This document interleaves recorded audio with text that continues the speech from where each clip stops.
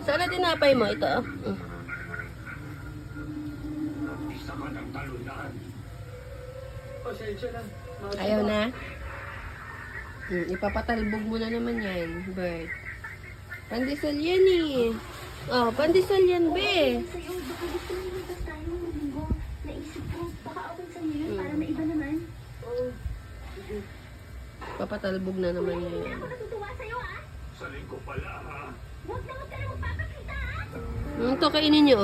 Hindi yan laruan, hindi yan ball.